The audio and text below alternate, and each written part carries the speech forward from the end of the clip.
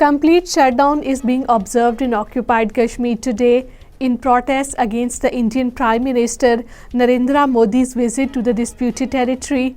According to Kashmir Media Service, call for the strike has been given by the All Parties Hurriyat Conference and is supported by the all Hurriyat leaders and organizations. Over 700 youth have been arrested during the ongoing crackdowns and raids by the Indian Army and the police in Srinagar and other districts of the Kashmir Valley. Hindutva Bharatiya Janata Party Indian government is continuously peddling the propaganda to push the false narrative of the so-called normalcy returning to the occupied Kashmir.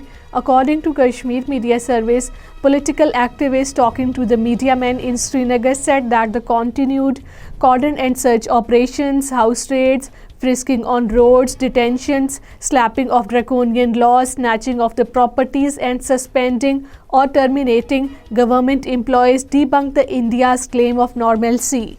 Massive protest was held in Muzaffarabad against the Indian Prime Minister Narendra Modi's visit to the occupied Kashmir today, organized by Pasbane Hurriyat Jammu and Kashmir in Muzaffarabad against Narendra Modi's visit to the occupied Kashmir. The protest demonstration and the rally organized in front of the Central Press Club was led by Pasbane Hurriyat Chairman Uzair Ahmed Ghazali. National Conference Vice President Umar Abdullah has said that the administration of the occupied Kashmir is coercing the government employees to attend the Indian Prime Minister Narendra Modi's rally in Srinagar. According to Kashmir Media Service, Umar Abdullah took to the social media sharing a redacted document listing the government employees who are being compelled to gather as early as 4:30 a.m. in the freezing temperatures to be transported to the rally venue by the buses.